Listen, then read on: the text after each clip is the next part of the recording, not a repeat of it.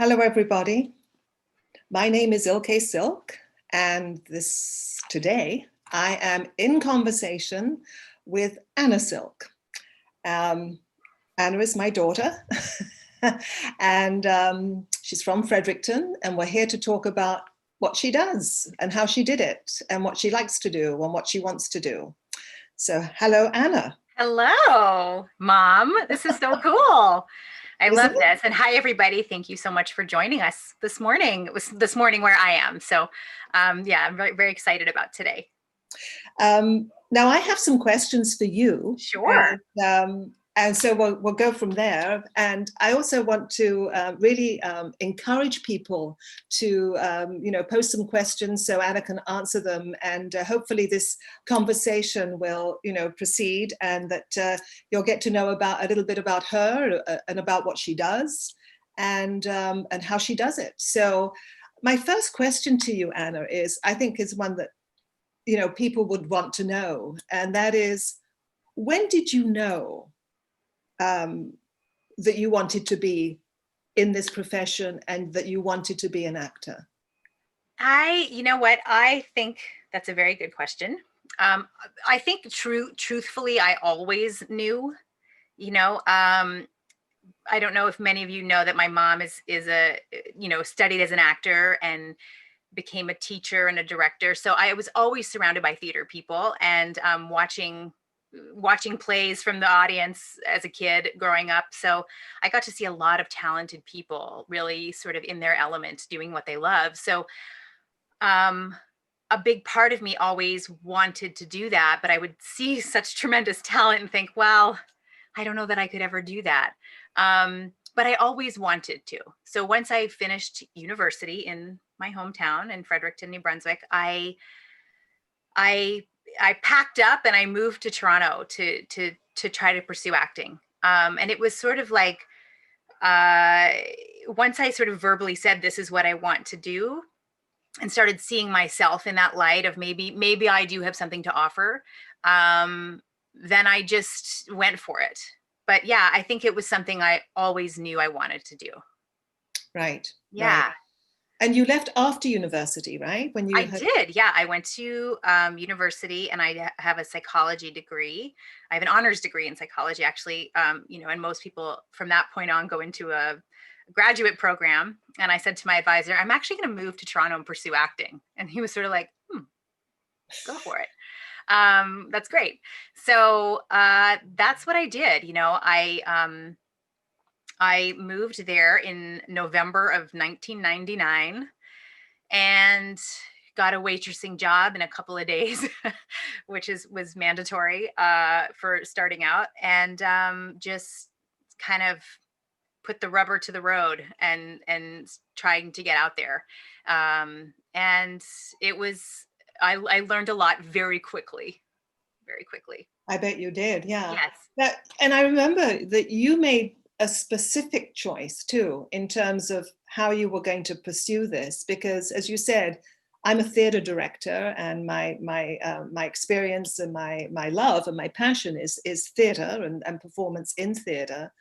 But you made that decision not to pursue that route, but to pursue the route of going into films and TV, doing screen acting.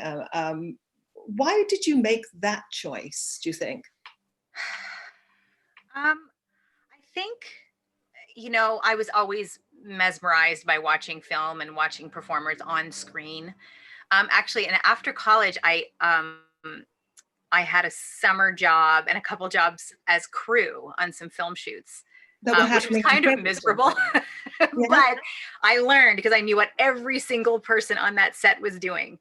And, really, really saw how hard people are working, even if it might look like they're standing around a lot. But I knew I wanted to be on the other side of that camera. And I just feel I like that environment. It feels like you're going to battle together in a way as this big crew. An actor is just a small piece of what is happening, but it can become a very big family, and you get to tell a story with different tools than you would have on stage. And I was just always drawn to that. I like that way of storytelling. tell me what you did as a crew member. Tell us what you did as a crew member. Well, I got coffee for actors and got yelled at a lot by people. But mostly, obviously, people were very kind to me. But I worked mostly with actors, you know, in the winter in New Brunswick with a snowsuit on, eating a lot of candy at the craft service table. I got to watch, actors up close and personal. And that was really eye-opening for me. You know, I think my son is here, guys. Levi, you've got to go downstairs. Oh dear. Okay. Sorry, guys. This is what happens with live Zooms. He's showing us the time. Listen. No, Mom, it's broken. Sorry, guys. It's broken. Let me get Daddy here. And Okay. we will continue. He can listen. He's a wonderful boy, by the way, and very supportive of me. Right. So until Daddy gets here, you have to sit and be quiet. Okay. Oh my goodness, okay. So yeah, so I got to watch actors up close and personal. Right. And right. Here, you can take this. Okay, sit down. Thank you, guys.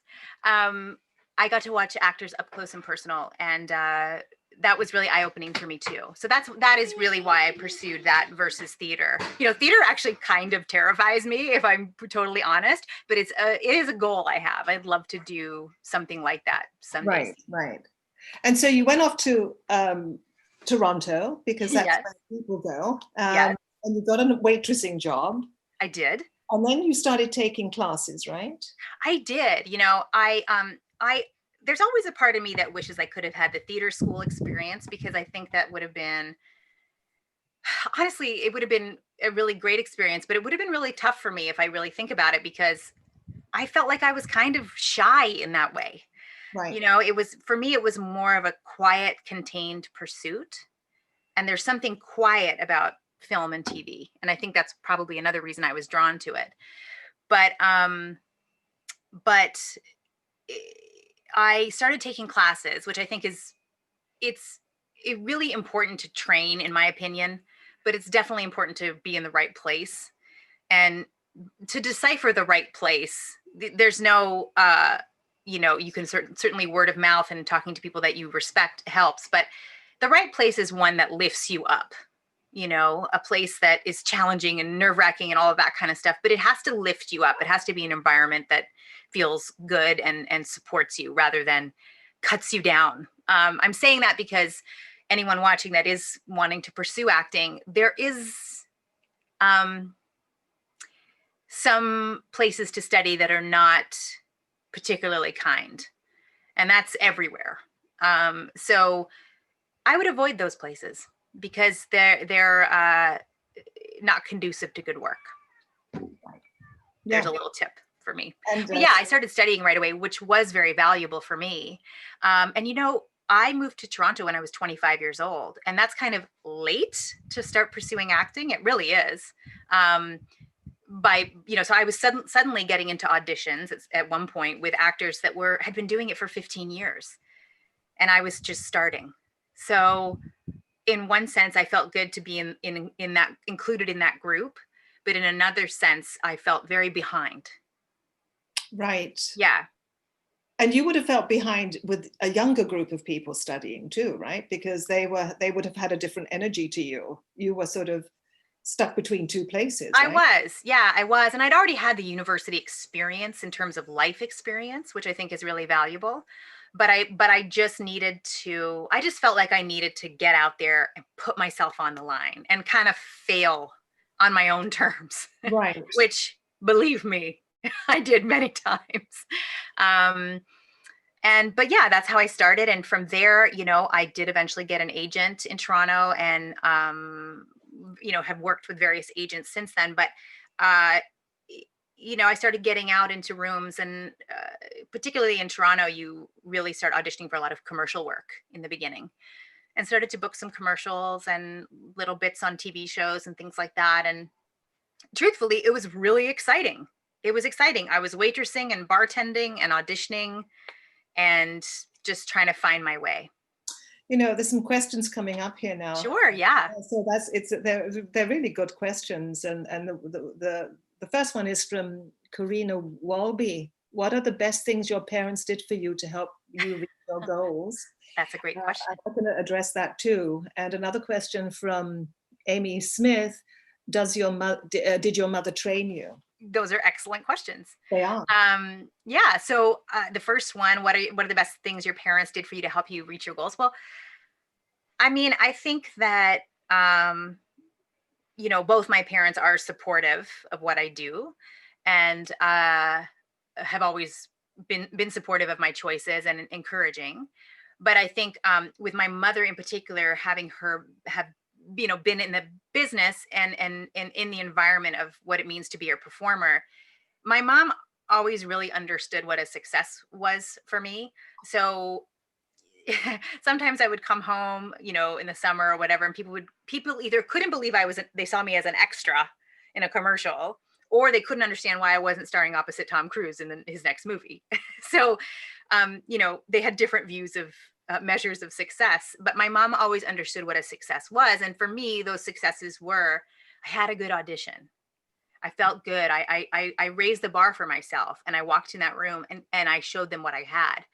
I didn't get a call back, but for me, it was a success. And my mom recognized that. And that was so helpful because it was never the pressure of like, did you book a job? Did you book a job? I had room to grow.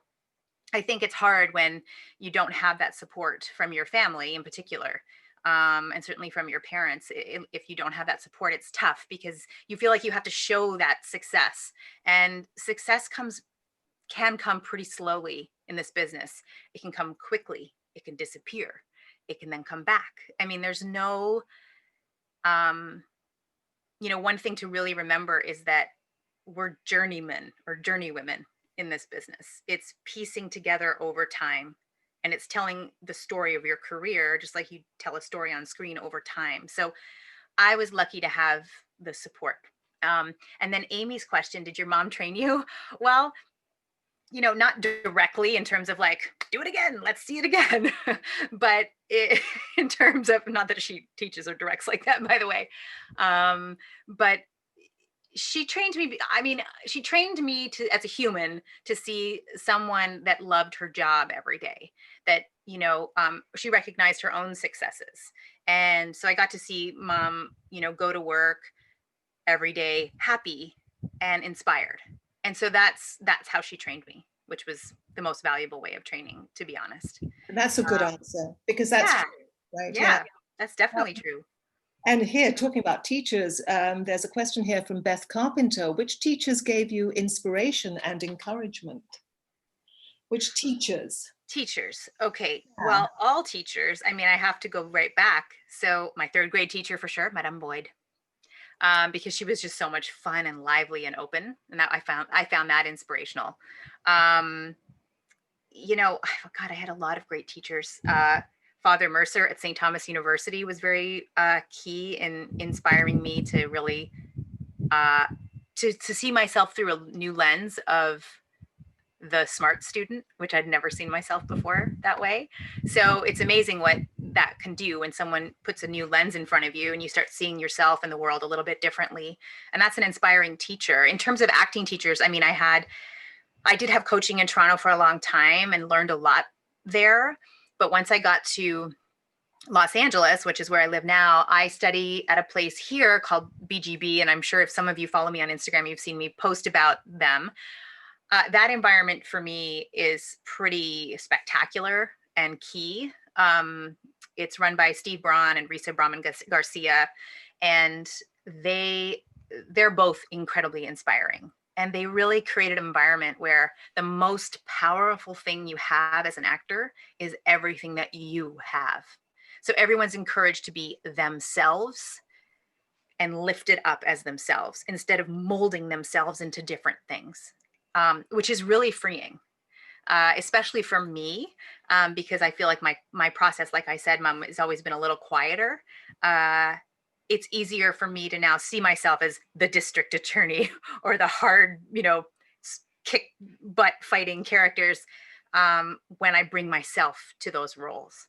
And that's what those teachers really inspired me to do. Well, that's a great answer. Abby House has a question. Now, Abby, I have met several times. And She is lovely and a very talented young woman. And her question is, what draws you to a script or role? Well, I mean, I feel like it's a coming together of a universe and me, because a lot of things can come my way, and sometimes you can come close to getting a role that it almost works for you. It's almost there. And then there's other ones that just, you can't see anyone else playing the role but you. I can't say what that difference is. There's just a quality in the writing or how a character is laid out on the page. But once a big part of my training and a big thing that shifted for me was really finding where a character lives in me instead of trying to turn myself into a character.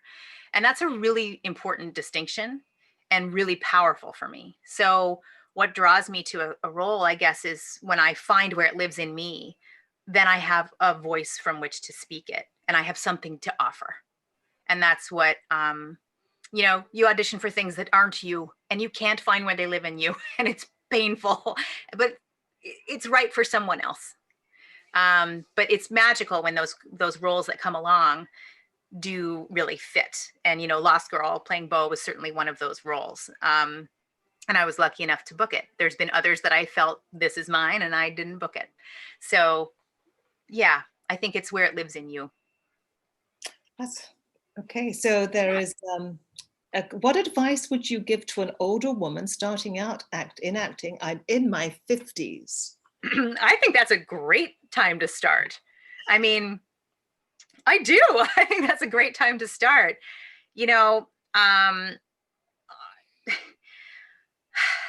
Industry advice is tough sometimes because the industry doesn't always give back what you put into it. And it certainly won't at all times for anybody. But I think that, someone starting in their 50s, I think that ask yourself why you want to do it. Ask yourself if this is something you want to dedicate yourself to and bring yourself to, and know that, there's actually a lot of roles for women, particularly as they're getting older, which I know you never hear that, but there are.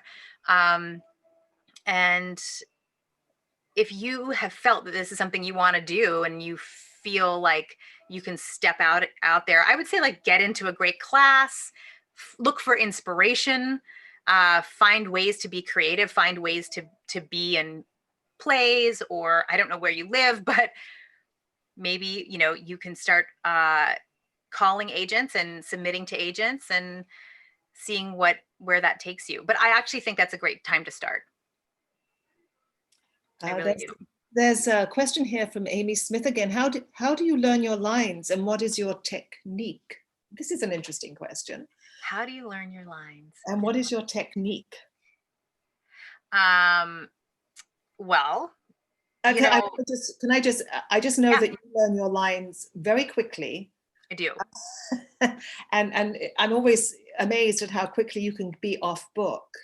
And so I'm just interjecting here because I noticed that about you. And I know that you spent 5 seasons having to learn lines in 77 episodes of Lost Girl, where you would get the side, you would get the sides for the day, and that's what you would have to learn. But you did do it pretty quickly, didn't you? Yeah, I mean, I think that, like, the more practice, certainly you can do it. I remember there was one point during Lost Girl, though, where I felt like my brain was Teflon, like all the lines were bouncing off of it because I think my brain was just fried and I just couldn't remember any lines. But yeah, I'm pretty quick at it. I think a lot of actors are actually pretty quick at it after a while. I think that the thing is that when you're looking at a script, they're not just lines. It's a story. And so, memorizing words in order is not really an approach that works for me to learn lines. If I look at it as a story and I just read through that story and figure out where that lives in me, like I said, and then it's a retelling of a story. Some lines are easier to learn than others. I I'm really good with medical dialogue. I'm not so good with legal dialogue. I don't know why. For whatever reason, it comes easier to me. But yeah, I feel like actors can learn pretty quickly. So my technique for that is really just making sure I'm not looking at them as words, because acting doesn't happen on that page. No matter what you do to prepare, in terms of learning lines or any other research or anything you do to prepare, acting doesn't happen until you get in front of that other person and words start being spoken. And then that's when it's happening. It cannot happen before that. So whatever you need to do to put yourself in the best position in that moment is your technique. So for me, I don't have a specific technique. It's going to change per role. It's going to change per how I feel that day. So instead of trying to lock myself into a technique of learning and technique of acting, it's really about finding ways to keep myself grounded, equally grounded and open at the same time. And for me, that looks different all the time. And it should look different for you as well. It should look different for everybody. Keeping your mind in shape and your body in shape, meaning like it's just a healthy body that can move. I don't mean an aesthetic shape. I just mean a healthy one where something can actually be in there. So yeah, I feel like that's sort of my technique for learning lines. Sometimes though, you got to do it fast. And it's the kind of thing where you just have to repeat it. But I will say, if I ever have to learn like that, I can't perform as well. Because I can cheat it a little bit. I can cheat it well, but it will not be as truthful. Right. There's an interesting question here. I see that did your role as Bo, you actually developed a huge following as Bo in the series Lost Girl. Now, how has that affected how you audition? But in terms of when you go in for an audition, are people expecting you to be Bo? Is the question, actually. No, I don't think so. I mean, things that came way after Bo was, a lot of like more action type stuff. Certainly people assume that I can do that, or yeah, I mean, there was a sexual nature to the show and to that character, of course. Yeah, I mean, I think I had put a little pressure on myself in that regard after, because I thought, oh gosh, am I still supposed to be this sort of sex pot, like, alluring creature as I walk into rooms? But no, I think the further away I got from Lost Girl and Bo, I don't think people's expectations are that. I think from an industry standpoint, their expectations are, oh, she led a show successfully. So right. let's take a look at her, because there's a lot of the actual business of acting. I mean, acting, as wonderful as it can be and as fulfilling as it can be, it's also a job. So you have to show up ready to do your job.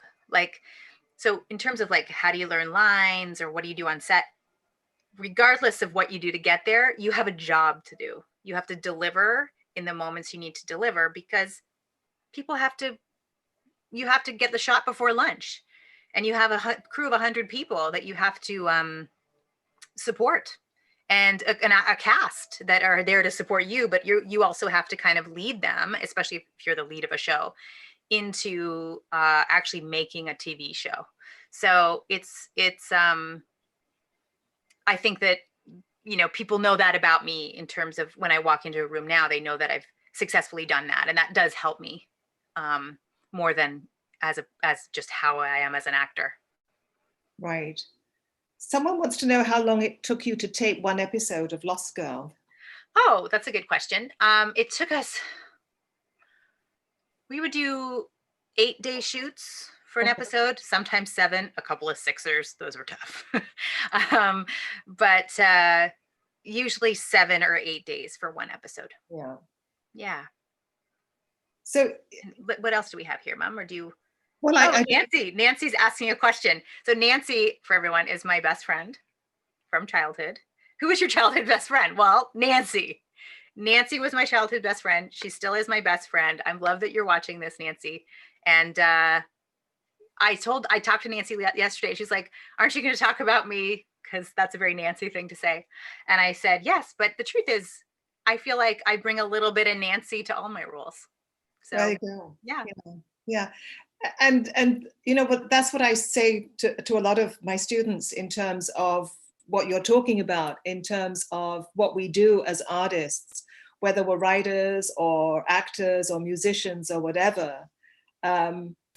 I would say that 90% of the work that we do is autobiographical, right? Yeah, it is. It is about bringing us out. Yes. Because, you know, we have all of the emotions. We are human beings. We get angry, we love, we hate, we envy, we're jealous, we're hungry. We feel insecure. Yeah. So, and, you know, often people ask me, you know, you talked about it earlier about, you know, what doing the job. Well, the job is that as well. It's not just when you're, you know, when they say, you know, action. It's all the stuff that you do to get there, to look after yourself, to eat well, to read, to go to theater, to do all those things, to go to the gym. It says here, how is it with working with writers and directors? Now, this is interesting. Well, I mean, I can really speak to that mostly from the perspective of Lost Girl, because that's obviously the job that gave me the longest amount of time. You know, we did 77 1-hour episodes, and we had different directors for each episode. We often had repeat directors. You know, directors are so different in TV in particular, probably in film too. I haven't done a ton of film, but everyone's got a different way of working. Some people are all about performance. Some are all about the shot. Some are a little bit of both. So, you know, you can't show up to set with the expectation of like, you know, they're going to tell me what to do. You bring everything you're going to bring, and they might give you little tweaks, you know, but you, even as a guest star, you know, guest stars coming onto Lost Girl brought me so much. And they, you know, they would bring their A game. I have to hand it to every single person that came onto the show, because they had something to bring to me that gave me something to then work against and work with. And so a director will then sort of fine tune that picture. And some directors are looking for something so specific. So you're doing the take over and over and over, and it has to do with something in the background that's happening. But it's a visual medium. So they're telling a story visually, and you just have to kind of be patient for that and not be insecure about it, which I was on several occasions. In terms of writers, I mean, the writers are, you know, it doesn't exist. There's nothing that exists without it. And I'm actually sitting at my desk here, and I'm finding some fun things. One is the final episode of Lost Girl. This was the read-through draft of the last episode, written by Michael Grassi, who came on as our showrunner. He was a writer in season 4 and came on as a showrunner in season 5. And Michael Grassi was the perfect person to take Bo in particular, but the whole cast and the whole story full circle and sort of end it where it needed to be. And I trusted him implicitly. So I had a working relationship with him for a while. So then I knew I trusted him with Bo. And on that last, you can see I was looking through like, what did I write in this draft? Because I remember I read this draft and then just cried because I was so happy. And here's Bo's last line. Can you see it? It says, "You'll be ready." And I circled it and put a question mark, which sounds like a funny thing to do in the last line of your show. But I knew that I wanted to ask Michael. I wanted to know everything that he had in mind with that line. I wanted to know, I mean, I know what that line means, but I wanted to know exactly what his ending in his mind was. And that just comes from trust and knowing that someone has you, and it doesn't always gel. There are some relationships that just don't gel with writers, with directors. And you remember at that point, it's a job and you do your job. Mm. So Ariana wants to know, Marquis wants to know, is there a mantra that you live by? What's the mantra, Anna? Mantra? I feel like I always have a new mantra or an expression. What is it today? Well, Ariana, let me think.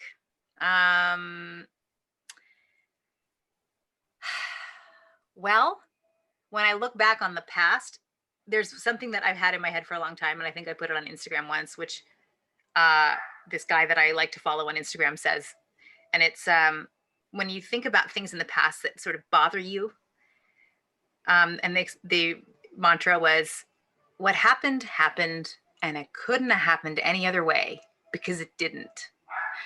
For me, when I take sort of regrets that I have in my life or in performance or acting, it happened that way. It's okay.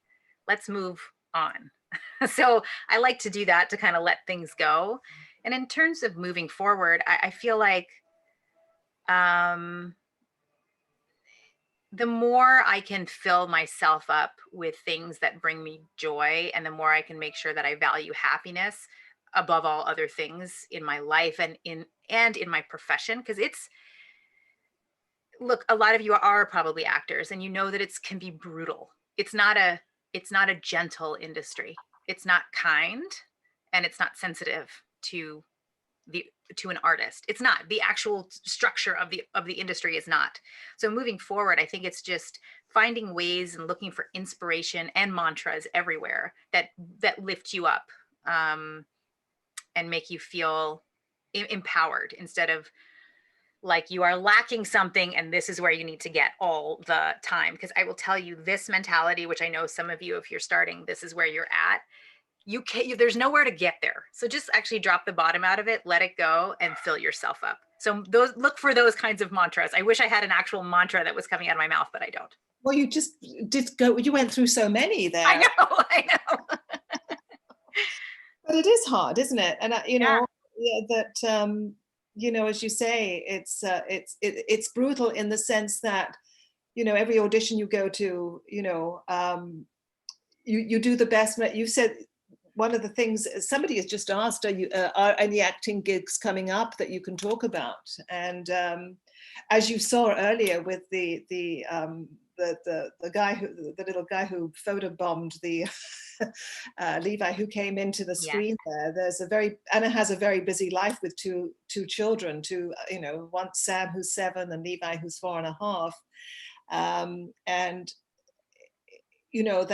that's part of being a mother, is also part of the job of what she does, right? It's and I think that, like, I did certainly had the luxury of time before, in terms of like really like embracing what I do as an actor and all of those things. And it was a bit luxurious.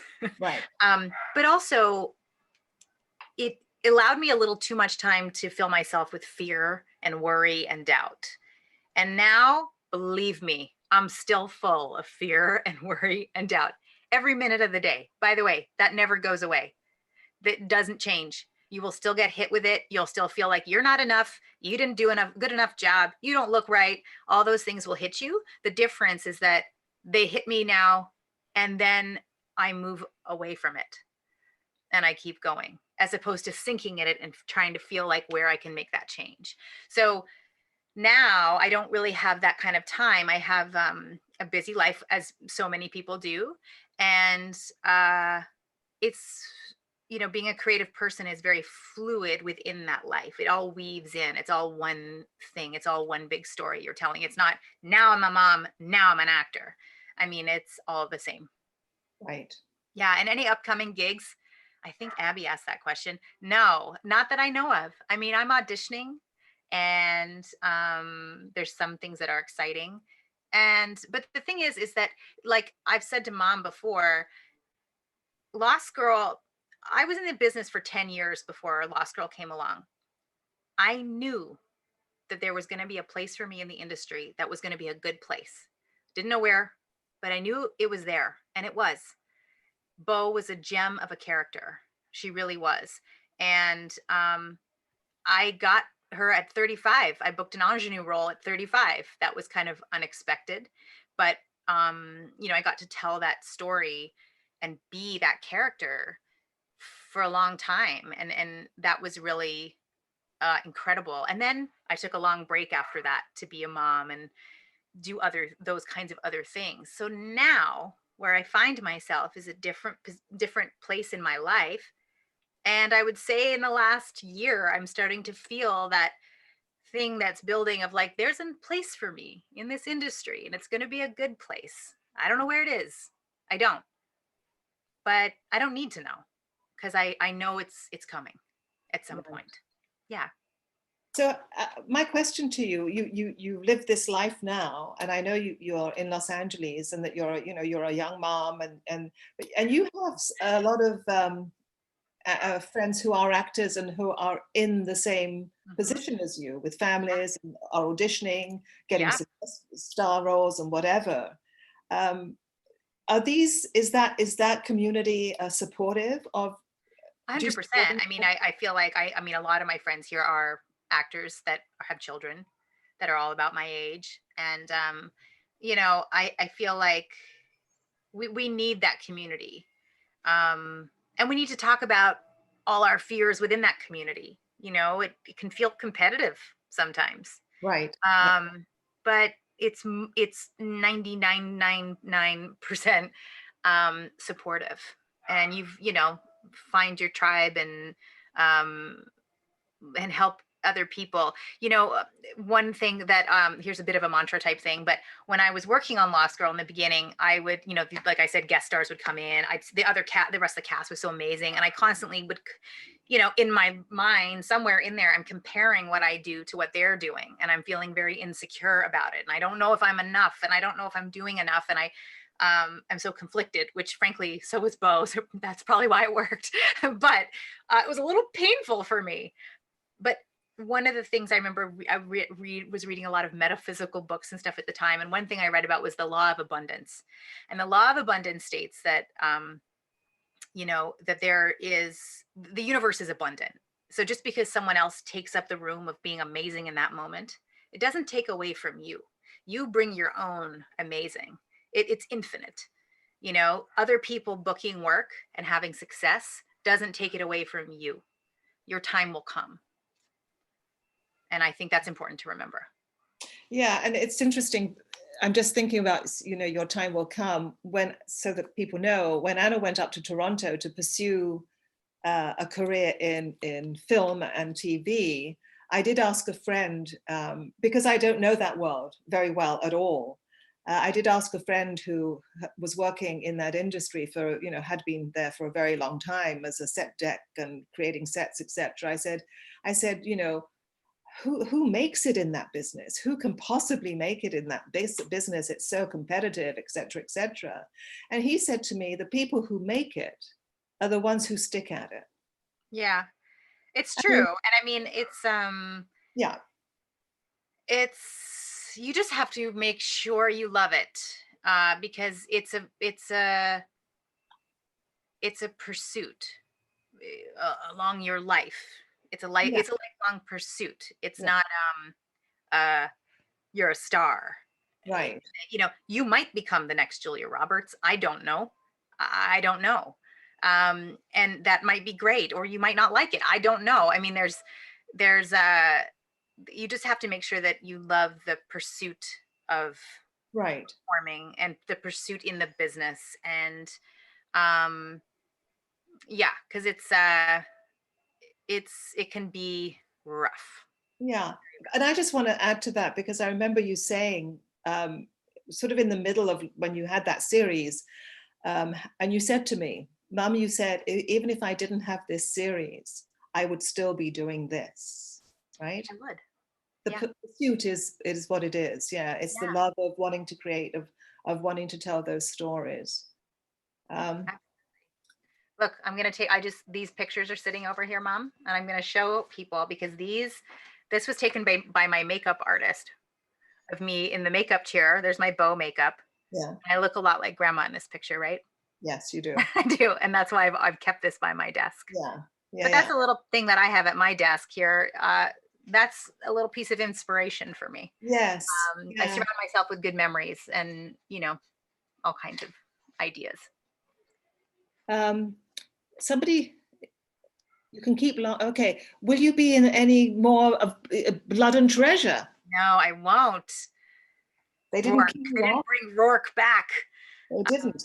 Yeah, Blood and Treasure kicked my butt, I have to say, because you know, that's a kind of role that came my way because I was seen as someone who could do action, which I really was quite good at it for a while. But when I went to Blood and Treasure, not that I didn't do a good job, but the cast of that show are black belts for real. They're not actors that can throw a punch. They're trained martial artists, and they were phenomenal. And the stunt team was amazing, and my stunt doubles were incredible. I mean, it was incredible to watch and just be a part of. But no, I will not be going back to Blood and Treasure. But my time on that show was really fun for me. Yeah, and Yeah, it's, I just want to let people know that in the script, in that you were a guest artist on that show, in that series. Yeah. And at the end of it, you were supposed to be killed off, right? Yes. But they let you. They didn't kill you off. No, they didn't. So that there was an opportunity to go back and Yes. Continue. Yeah. And that is the nature of that business. You know, you can't just say, well, they haven't killed me off, I'm going to be going back. You just move on to the next project. Oh, you move on. Yeah, you move on in a second. You don't wonder. I mean, look, if they'd called and said you want to come back and we worked it all out, I would have happily gone back. But but it doesn't. Honestly, there's so many variables into whether or not someone comes back. I actually don't take it personally. Well, you can't, right? Yeah, that's right. Yeah. How many conventions do you do, Anna? I mean, you with Lascar, you know, there is life for that character like that and a series like that. There's life after when the series ends, right? There certainly is. I mean, the great thing about certainly the sci-fi world is that conventions, and I came to conventions a little bit later. The rest of the cast started doing them a little before I did, and I just hadn't really got that in my head yet of maybe I should go do that. But I have to say that meeting so many people, and I get to meet a lot of people more than once, and hearing their stories and hearing how much Lost Girl touched them and Bo meant to them is pretty moving for me. I leave a convention pretty touched by how many people have thought of seeing Bo on screen and being able to see themselves. I know that I was fortunate enough, you know, certainly as an actor to play Bo, because I got to do so many wonderful and crazy, ridiculous things, but also to play a character that resonated with so many people was really meaningful for me. And I wouldn't have that connection with people if I didn't get to meet them at conventions. And, you know, it's always fun for the cast to get together and be ridiculous. But it's also just really, it's so nice to meet people one-on-one and hear their stories. And there's people I think about every day, frankly. They pop into my mind every day because I'm moved by hearing what things have meant to them. And what did Bo mean to them, though? You know, Bo was it was so many different things, but I think that certainly for the TIQ plus community, Bo was a bisexual character, and we never highlighted that fact on the show. It wasn't like, and here she is, the bisexual character. She was just a being. She was not a human, but she was a being that loved who she loved, and that was it. Yeah. So, you know, people got to see, you know, themselves portrayed in an honest way on screen. Both the relationship with Dyson and with Lauren were done with truth and grace and dignity and honesty. And so people got to see that. And I think that resonated. And also Bo she had a lot of shame around who she was, but she was able to break out of that and move forward and then not apologize for it. And I think that just resonated with a lot of people. So that was a real honor to play that. Right. Yeah.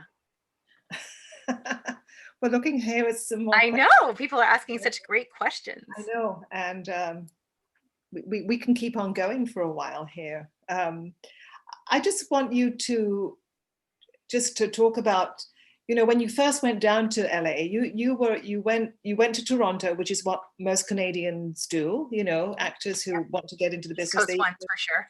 Toronto or Vancouver, or Mhm. you do that, um, and then you decided to go down to Los Angeles, which is the next big step that they have to take. Now you have to jump through so many hoops to do that. Yeah. But what made you want to jump through those hoops? When did you realize Well, you had to leave Toronto? yeah. I mean, I was 33 when I came down to Los Angeles. So this is right before I booked Lost Girl. So Right, right, I came to, I mean, Hollywood. It's kind of a dream to come down here. I'd never been down. I just wanted to see it. I wanted to, and I'd been working in Toronto for a while, and I wanted to see what else was out there, you know, and I wanted that experience of coming here. And a lot of people encouraged me, but the message that I was getting a lot too was, hey, you're over 30 and you don't have a work visa. Um, right. don't bother. You know, it feels insurmountable. And I thought, well, I can either lie down in a field and die, or I can just get on an airplane and go look with my own eyes and see what it looks like. So I chose to get on the airplane, and I came down here. And you know, Los Angeles, it was different than I had envisioned. Certainly there's aspects of it that are very much Hollywood, um, and it's actually, that's not my scene at all. It's just never has been. But Los Angeles is beautiful. It's beautiful here. You've been here, Mom. It It's really stunning, and it's a wonderful, beautiful place to live, in terms of just the nature and beauty around you. It's also full of creative people. So there's that like underbelly and the grittiness of Hollywood and the businessy side, and it can be ugly. Yeah, it's all there, but I just don't walk in those circles. So I'm not a part of that. Um, but I came down here and I had my first experience. First of all, I met my manager my first week here. He is still my manager to this day, and I adore him. So, and I'll tell you a little story. I met him in a cigar shop. Um, what was I doing in a cigar shop, you might ask? My roommate at the time was a cigar smoker, and he had a dental emergency. So he had gone to the dentist. I had just gotten here, and the only other place I'd been to was the cigar shop. So I went there to say hi to Maurice, the owner, and I met my manager was there.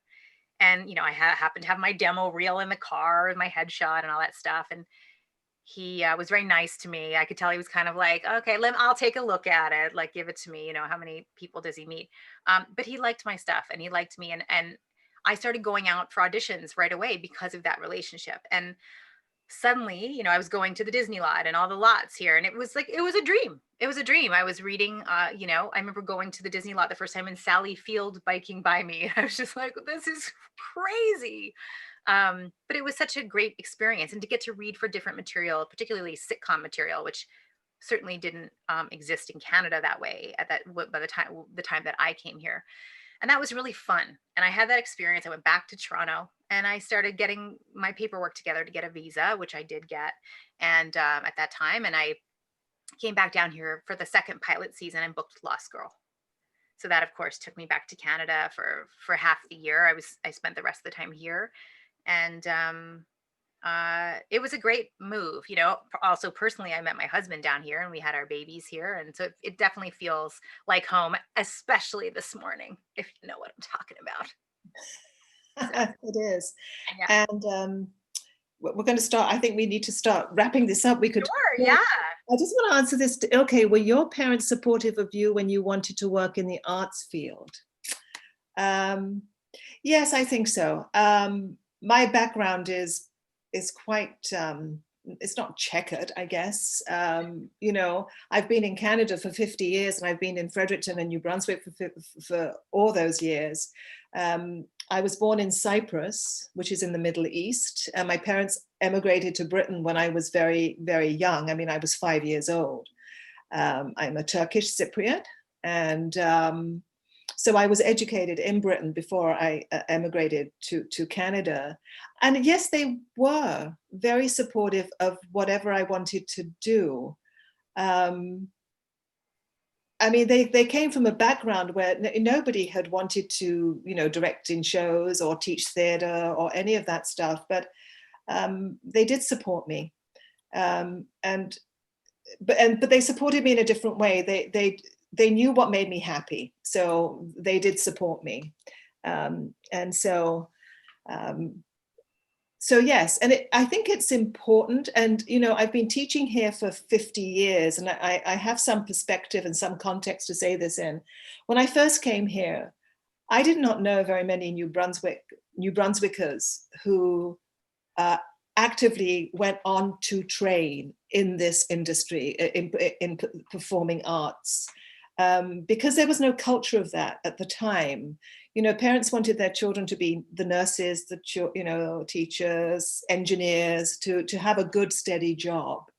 Well, I would say in the last 20 years, that has really changed. Parents are now really supporting their children with the choice they make to go into the arts. There's a, so that has changed here in New Brunswick.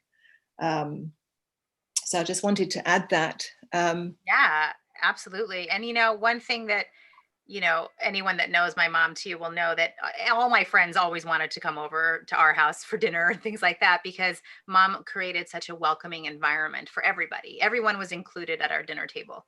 And I think that that's a testament to you, Mom. And that certainly has been, passed down to me. And I've taken that into my work. I've taken, to be the lead of a show, if that's your goal, you have to think of being a strong voice, but also including everybody at that table. I think it's really valuable for people to think of whatever scale they end up, joining this industry in. Right. So this is so great. I think we should. So much fun. Yeah. And I'm so happy and grateful for everyone's questions, and happy to have my mom interview me, and for everyone that tuned in. And thank you to the NB Film Co-op and Silver Wave Film Festival, because it's so exciting to be part of an international festival that happens based out of my hometown, which is really special.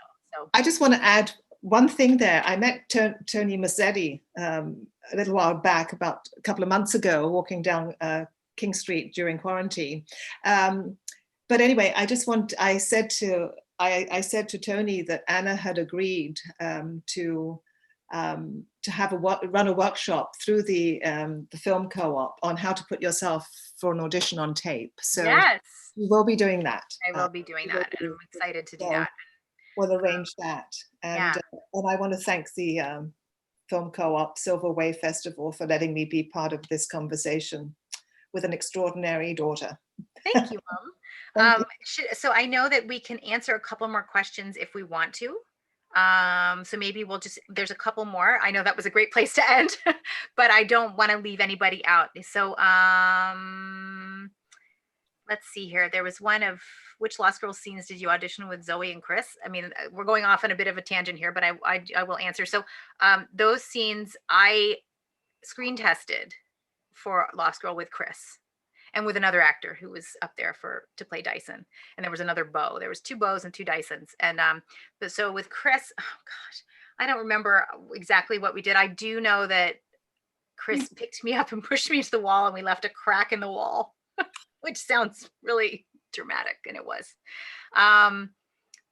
They were from the pilot, which actually aired as episode 8. Honestly, I can't remember the exact scenes. With Zoe, I do remember, I've known Zoe since before Lost Girl, just as a hello, how are you kind of thing. But Zoe and I always had great chemistry. So as soon as she walked in that room, I feel like, Bo and Lauren were right there. And certainly with Chris too. Chris was so wonderful as Dyson, but I can't remember the exact scenes, because it was just a really long time ago. And I think that's it. I think we got everyone's questions, I hope. Yeah. So again, thank you to everybody, and thank you, Mom. Thank you. So help my boys now finish their piano lessons, and have a little party here. Thank you, everybody. Bye. Bye. Bye, Mom. I'll talk to you soon. Yeah.